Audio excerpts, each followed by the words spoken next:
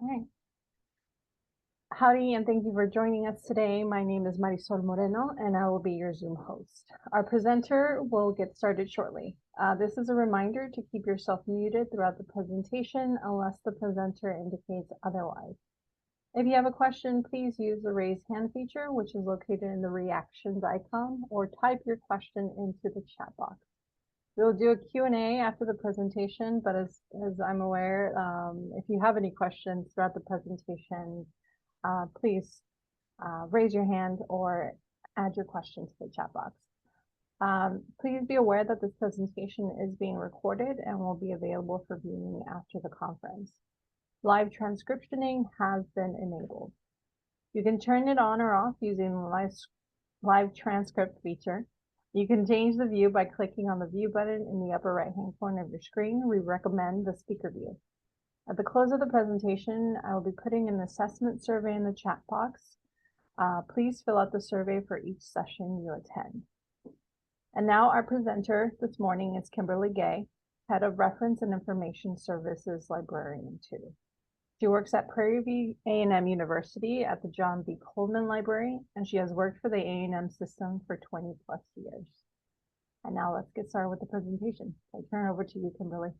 Thank you. Good morning, everybody. Growing up on a farm, I always love to say grand rising to everybody. What this session is about, I literally look at a session where we do what's called train the trainers.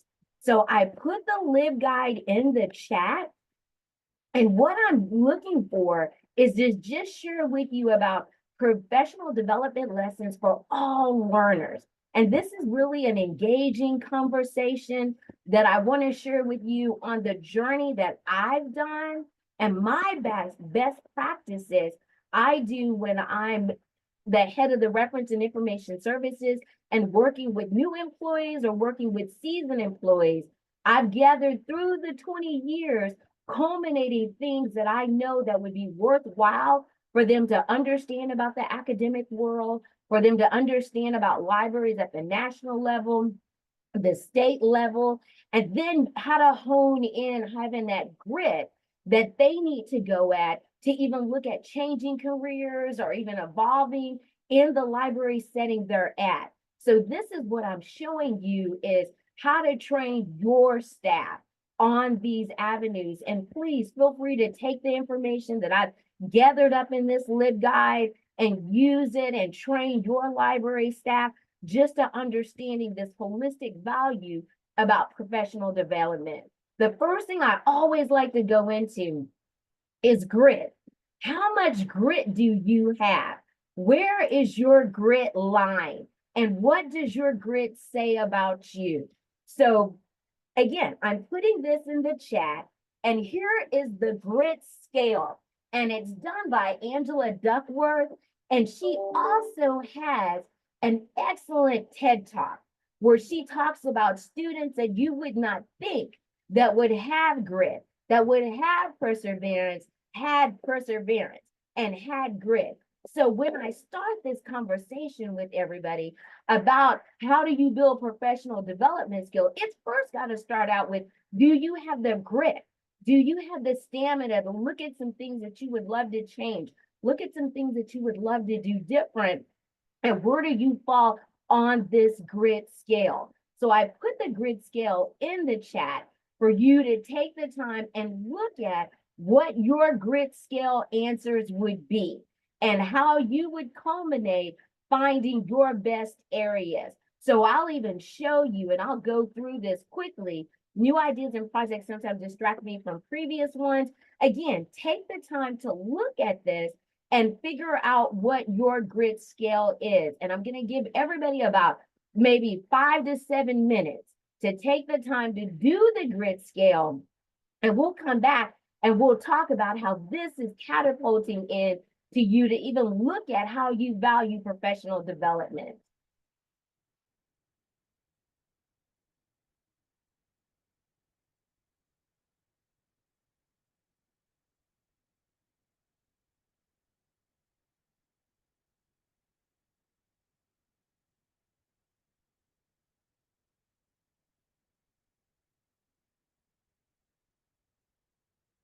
and this is my, thank you. This is my grit scale is a 5.0. And I know that because already, if something is overwhelming, I go at it and I find something else to do. I always like to be due diligent. I never give up on aspects. I look at other alternatives to do. So the first thing I wanted to share with you is how to put the grit scale to help you understand not only you, but your employees and how much grit they have to get things accomplished and to do things that could be challenging in their work things that they do on campus. So from this angle, we're going to move on and I'll show you that. I also put in the actual YouTube video of her talking about the grit scale and the power of passion and perseverance that you should have constantly in your life. When we scroll to the top of my LibGuide, again, this is a train the trainer aspect where I don't want you to wait till the last minute to ask me questions. You can ask me questions as we go through this process, but I just started culminating my years of being with the Texas Library Association, being with the American Library Association, and working through their executive boards and being involved with them. How would I culminate somebody in the library world understanding professional development? So the first thing I always love to put in is just information related to library conferences. And I know some of us, our funding is going lower, so we are not able to go to a lot of conferences, but I put in here conferences that are library related, tech related. And one of the things that I love is some of these corporate conferences offer stipends. And especially if you are a professional librarian, they'll even give you a break in the price because why? They would love to have a librarian at the conference as well, too, especially if you're doing presentations. So I put in here some of the most recent conferences, some of them that are coming up for this year and for next year, and all the way up to 2027, along with the ALA conferences, the TLA conferences. So this is another place that you can hone in on where would I even start looking at my professional development and how would I gather those resources. The next one on here is my library, technology, and conferences. So again, if I'm going too fast, please tell me to slow down because I've got a lot of good information I want to share with everybody. And again, this is how I looked at culminating all the information that I love sharing with my library staff. So from this angle, we're going to go into the library technology conferences. And these are all of those good technology conferences, library conferences. Some of these are all virtual. Some of these are free that you can attend. But this again is that one-stop area that you go back as team leaders, as train the trainers and share with your staff as well. Another great thing on here is the academic scholar conferences. So these are some really good academic scholar conferences that are around. And I wanted to keep it succinct where you're not trying to Google everything to try to find something that could be relevant. You can have this good one place to start looking at information that could be related to what you have interest in. Over here, we've got the Texas Library Association and the professional development. TLA has its own professional development classes that they offer, and some of them are free as well. They also offer classes that relate to your management area, relate to your cataloging area. So again, I want you to continue to have that grit to finding information that could be relevant to how you're actually going to look at gathering your professional development. All the way down, of course, I have information about our Beta Phi Mu International Honor Society, if you're a member of that. Then we've got information about the list of United States Library Associations. I sometimes like to go to other library associations, especially the ones that's close to me, like New Mexico, Louisiana, just to see what exactly goes on in their area. I'll update that one. What exactly goes on in their area where they can be able to showcase out the things that happen in their conferences. and what makes their conferences so popular and what we can be involved with in their conferences. So I love going to other conferences, especially in the library world. And again, it literally just takes you getting with those chapters and saying, I would love to look at maybe having an opportunity that I could do a stipend, or maybe I can come and volunteer, and they could look at even decreasing your registration fees. Other aspects that I know here in Texas is the Texas Amigos Library Association. Please make sure to take the time to look at all of the services that's offered through the Amigos Library, presentations that they have, because those are worthwhile too. And I'll put this in the chat as well, because you can go in and look at their services, look at their continuing education. So you would go to continuing education, and here's all of their continuing education. And a lot of us, because we're with the A&M system, we already have account. We already have a subscription. So it literally is going in and registering for one of these online free courses that Texas Amigos offers. And you know what I love about this is you get to add this to your resume. You get to add this, to your CV, that you're constantly doing continuing ed and networking across all the planes of your discipline. And we'll keep going. We know that we've got the Association of College and Research Libraries, which is that ACRL. So make sure, if you're not a part of this, to at least go and look at their web pages and see all the things that they're talking about dealing in academic librarianship, and how can you be fruitful in understanding what you could do within their continuing ed. Even if you're doing the cataloging, or even if you're doing aspects of technology or the webmaster, the ACRL has a wealth of information related to professional development that you can hone in on too. Other aspects on here is, I love this area, and it's called Free Webinars Professional Development. I went through and I honed in, and I'm going to share this screen and share the link in the chat. These are some really good webinars that are like webinars on demand that you just go in and register for, that relate to professional development and teaching. So if you're a reference librarian, or even if you're wanting to become a reference librarian, this is aspects that you can see all the different teaching strategies and pedagogy styles that could be helpful to you. And all of these are true webinars in the sense that some of them even offer certificates. So, you've done a continuing ed, and now you have a certificate that says that you've completed that continuing ed of that webinar. Does anybody have any questions so far? I want to make sure I've got time to share with you everything that I've been honing in on looking at. And this is your opportunity to go back to your staff and say, wow, here's a chance that we can train the trainer. If you're having trouble understanding about professional development and understanding how you're going to look at finding those skills and those motivations to keep doing what you're doing, this is a great one-stop shop area that allows you to see those opportunities. Other aspects that I want to share with you is just looking at these wonderful guides that I put together about combating burnout.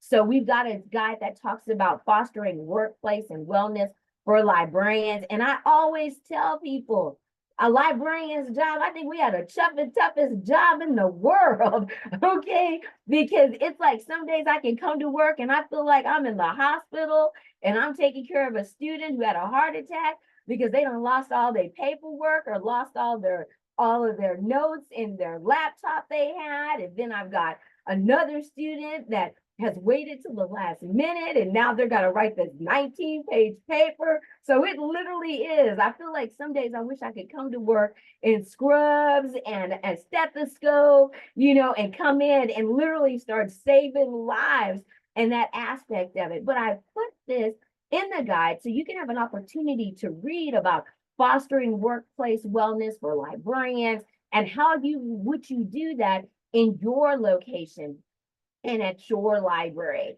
So all of this continues to evolve around how do you get that grit and that stamina to keep going and do a fruitful job every day. The next on this list is the Southern Association of SACs. So we know this is our big dog. This is the one, if you're in, especially we're all in Texas, this is what governs how we get reaffirmated for our university and our library program. If you're not aware, we know that with SACs, we're in SACs in 3 different areas. So I'll even scroll down this section. We're in 11.1, 11.2, and 11.3. I'll even put it in chat so you understand that when SACs goes through, they're looking at the institution to provide adequate, appropriate library and information resources and services. They're also looking at the institution to look at what exactly are those services and what exactly are the things that we offer. It also talks about, do we have enough professional staff in our library? And the last one, number 3, I tell everybody, it's all me, because it's how do we look at those services? How do we do our instruction classes? How do we do even our online presentation classes? So all of these relate to us and SACs, and how without us making sure that we keep our data, we keep our statistics, that means that we will be, and the whole university will be reaffirmated through SACs. So I love showing SACs, and I love showing the information about SACs and what SACs has to offer. Another area that I like to share with what is the difference between resumes and VITAs. So I'm going to click on this link, and I love sharing about how, where do you get a point that you would look at doing a resume? Where would you get to a point that you would look at doing a VITA? And I put the link in chat, and the rule of thumb is, to me, and I like knowing this, that if you've got a master's degree, you can move to start doing a CV. Because why? Now you're going to be able to articulate information about the presentations you've done, any grants you've worked on, any publications you worked on. And you know, with the resume, you're not going to be able to fit all of that into one page. So you're going to really want this curriculum outline of all the things that you've worked on and that you've been a part of to really make your VITA be your entire life dealing in libraries. And this is the story that you share with everybody about the things that you've done. So I put a section in here about resumes and VITAs, so you'll get a chance to understand what could be the difference with resumes and VITAs as well. And then we'll move on. And one of the things that I love to share out is just infusing ChatGPT, okay? And just looking at ChatGPT and asking ChatGPT some questions that could be helpful to you. So we're going to dive in, and I'll actually do a demonstration for you with ChatGPT. Because I even tell my students that ChatGPT is another notion that we've looked at, because it's like your Wikipedia, it's like your Grammarly, and we've been using these AI automated tools, you know, for the last 15, 20 years. So chat is just another level. But again, you have to make sure this chat cites correctly, either in APA, MLA, Chicago Turabian, so your professors know that you used an outside source. But one of the things I want to share with you is just looking at how would you go about getting information related to library services or library leadership that you would love to have. So if you're looking at leadership in library and strategies, okay, this is one of the ChatGPTs that I did where I talked about libraries management and supervision. What goes into effect? Effective leadership strategies and management, implementing technology that's efficient and effective, empowering staff through training and development. That's what we're talking about now, is just that truly training and development. But then if I wanted to really narrow down some more and do training and development, and I'm going to say librarian and training and development, let's see what ChatGPT does. Here are some detailed conference proposal topics and ideas. I love it. This is why I love ChatGPT, because sometimes my thinking might be totally different than somebody else's thinking. So this is an opportunity that I get a chance to just look at other platforms of thought. So when I talk about this training and looking at development of librarians, I love this: designing comprehensive professional development programs, integrating continuous learning and skill enhancement for librarians. All of this becomes excellent tools of fire that you can go back to your staff, go back to your management supervisors and say, let's get us started doing something, like, even if it's cross training, even if it's cross, collaborating with other departments on campus. Let's find areas that we can literally be able to showcase out some of the things that we're actually looking at and feeling empowered to do. Does anybody have any questions so far? I know this is a lot of data dumping. I know this is a lot of information coming at you. That's the reason why I'm going to go back and put into the chat the actual link that you can share out with your staff, that you can go through some of the elements that I've been talking about, and then be able to hone in on what can be captivating for your area and how you could groove in your area to show what could be relevant to your staff. And the next project that we're going to look at is, I want to know, what is your sweet spot and what is your sour spot? Okay, you see how I'm saying that? What is your sweet spot and what is your sour spot that you have in your library that you would love to gather more information about how to do better professional development? And I will open it up.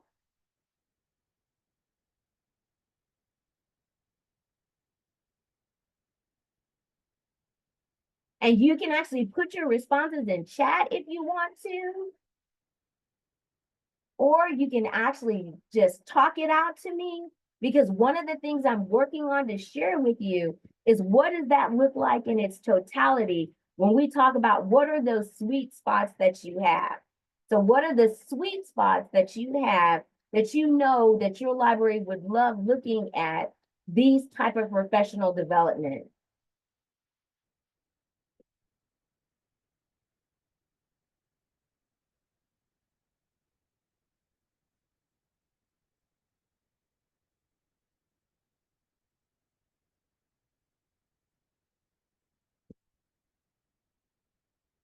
And I know in our library, some of our really big sweet spots, or is that we're booming and we have starting to have a really good collection of librarians and paraprofessionals. So we're really getting more librarians on toe, that we would, when we did have our programs, we would be able to have a good amount of librarians come to that area and want to be involved with the programs that we do.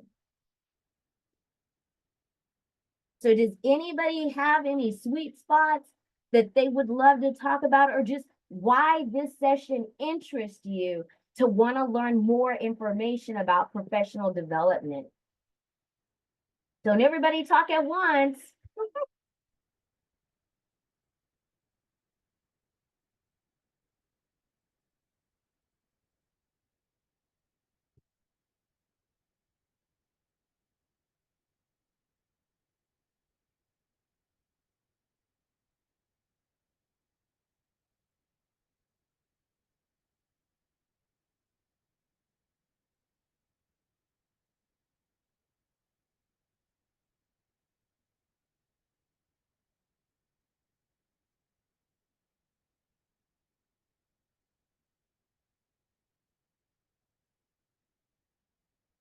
So we have someone that's saying, I would love to grow into another position within the libraries eventually, but since I haven't been able to get the MLS yet, I want to see what tools are currently available for me to just know more information about. Well, that is awesome that I even see that you put something like that information in chat. And you see from here, you got the free webinars. So you got these free personal developments, dealing in libraries, dealing in information related to your area. You've got this wonderful area to look at conferences that could be related to your topic area, and how would you formulate going to those conferences. So all of this, you get an opportunity to see things that would truly be welcoming to what you're going to eventually look at you doing and getting your MLS.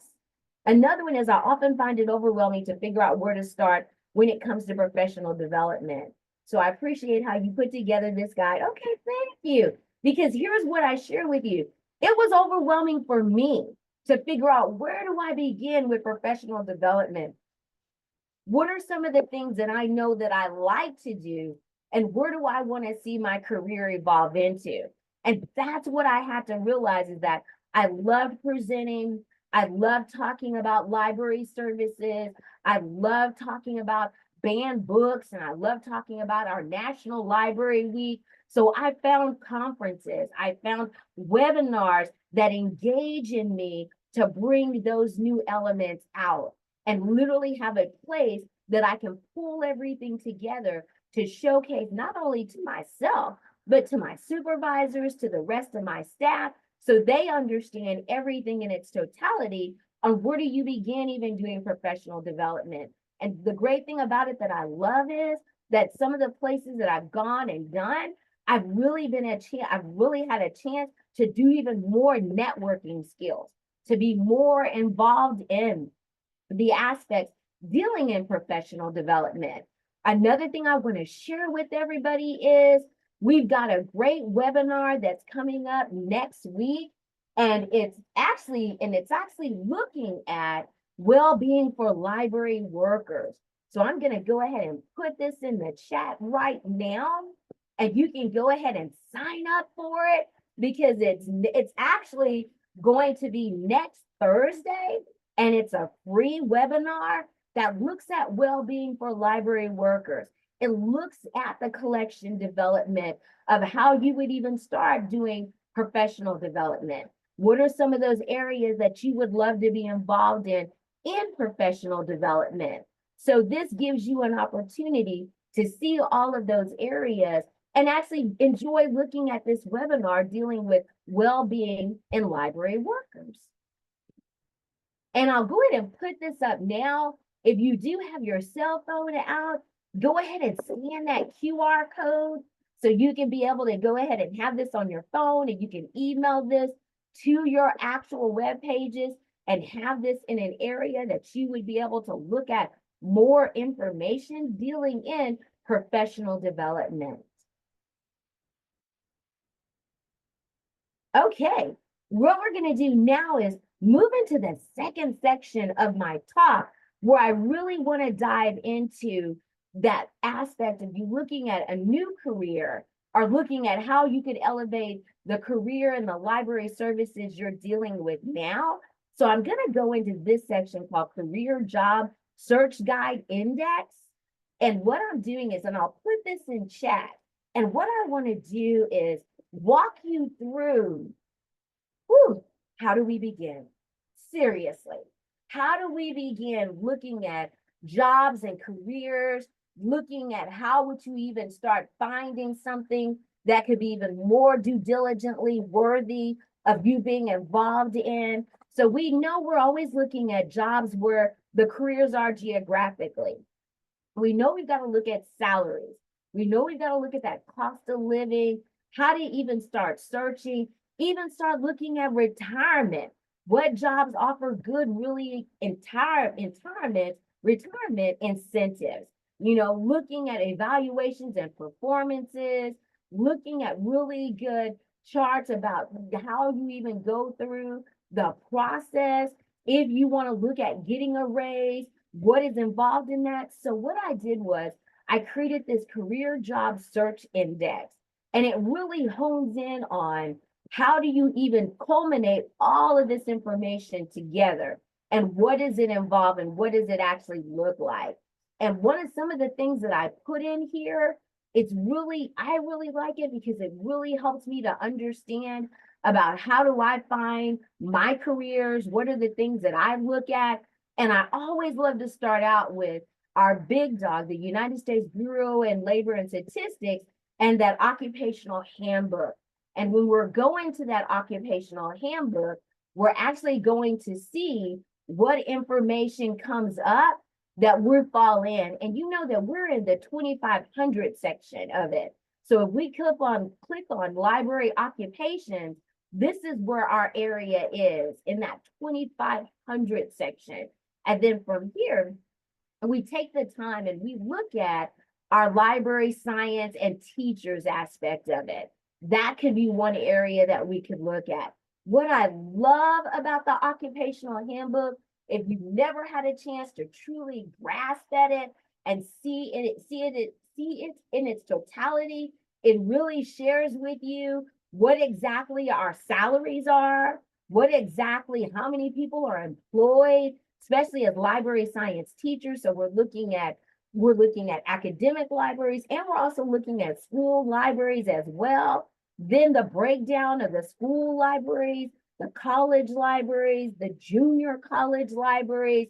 Again, this always is so helpful to showcase out even where the library science jobs are and what states are going to be the most popular for the library science jobs, even down to the best locations and where exactly are they paying the better salaries dealing in your library science, and then all the way down to looking at, the quotients of where these teachers are, especially library science teachers.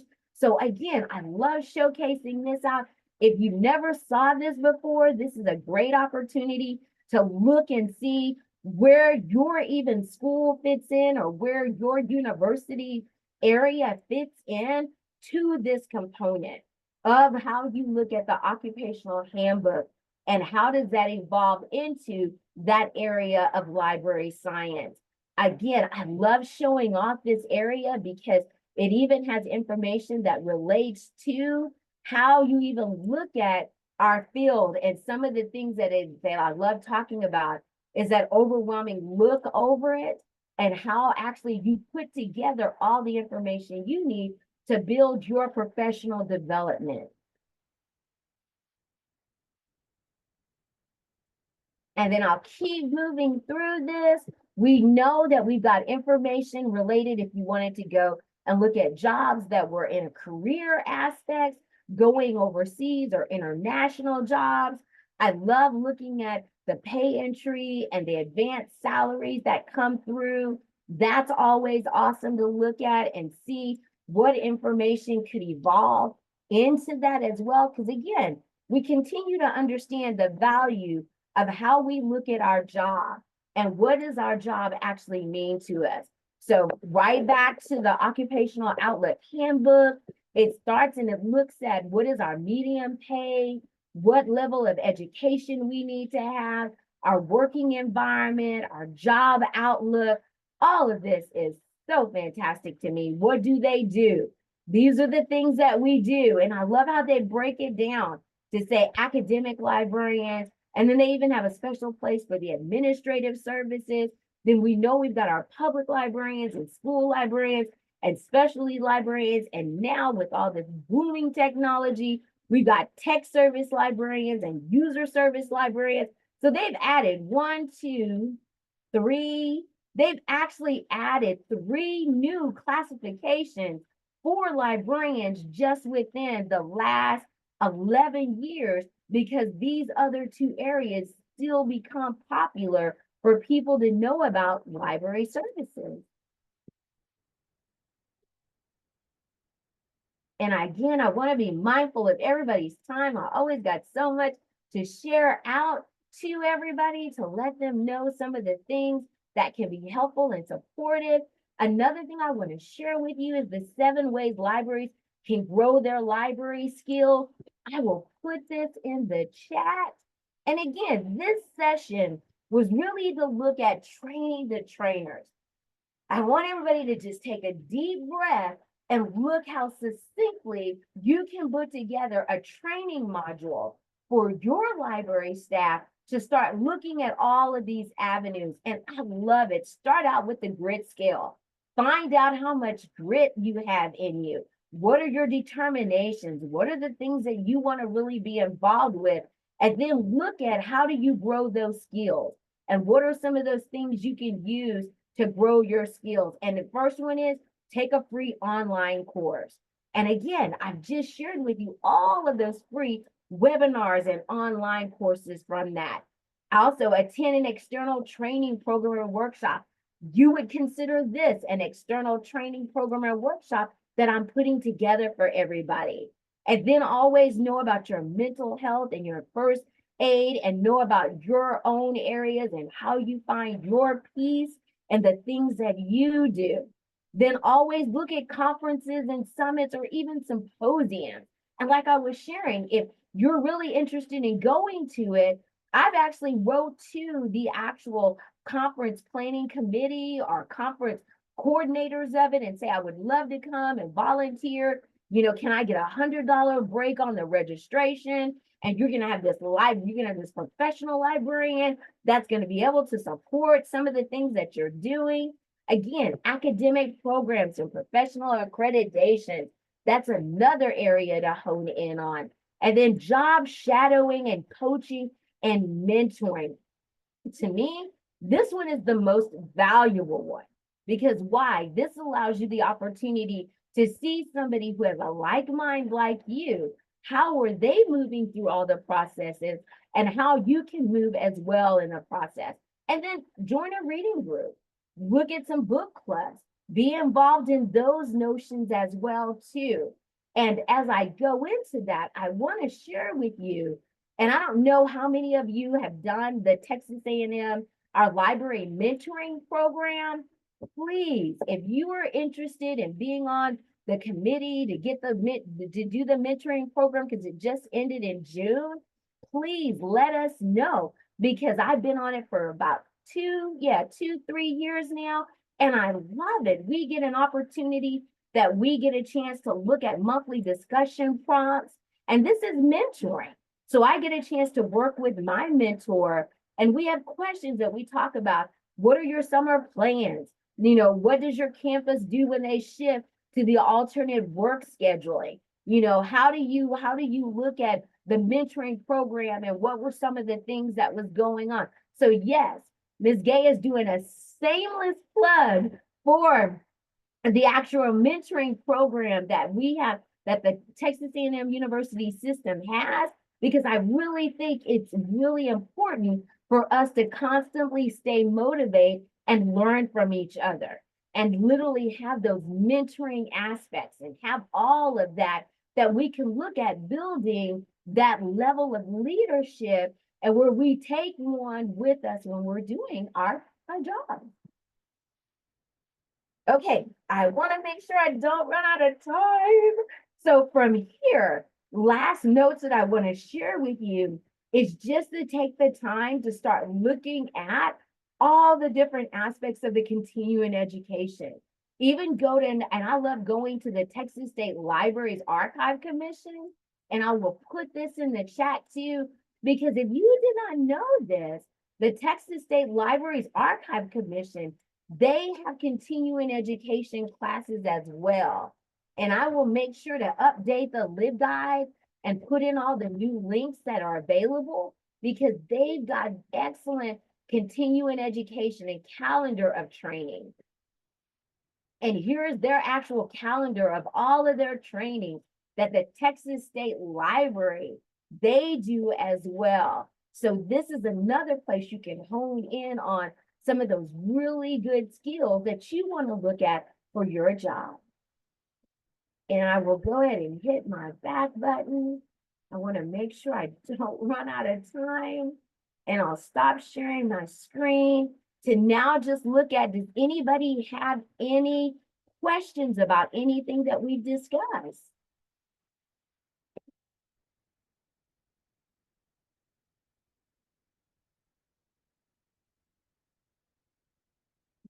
Do they know that they can unmute their mic?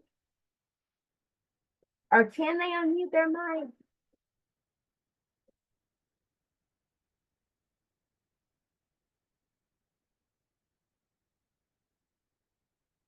Okay, yes, you should all be able to unmute your mic. Okay, excellent. So again, this is your opportunity to share with me some of the things that you got out of the webinar. And again, it's just an opportunity to show you how you can succinctly put all of this together about your professional development and things that you would love to have within getting a different degree or getting a different aspect of the library world. Okay, my question is, how are you so good at this? Oh God, that's cute. Seriously though, thank you so, oh God. Well, it's just honing in on my own skills. And here's what I will do, a disclaimer and let everybody know is that I'm the ag librarian. So I literally work on the farm. I've got pictures that show you that I go and I pick up chicken eggs. Okay, and I'm picking up the Leghorn chicken eggs, and I grew up on a farm. So it's real easy for me to understand how to herd things and put things together, and once you start putting things together, then you're able to really see things that truly come into perspective. And I get a lot of times, my staff will say, I would love to know about this, I would love to know about that. And I'm like, look, let's put it all together in a LibGuide. And that way you can just go back over it and look at it and massage all the information and come back with something new, because I love to encourage my staff to even do conference proposal. Even though I know I'm saying to them, that I want you gone and I want you doing conferences. No, I want them exploring and I want them learning and I want them going and being involved in conferences rather than just going to the conference. Now they're presenting at the conference. So I love it when they share with me that they're gone and they're going to this conference and they're involved in presenting, because why? That makes the university look good. That makes the library look good. So with that being said, I really take the time to hone in on all of these questions I've been asked through my 20 years and pull together something like this. Okay, we got 1 minute left. I just want to thank everybody. I could talk for the rest of the day.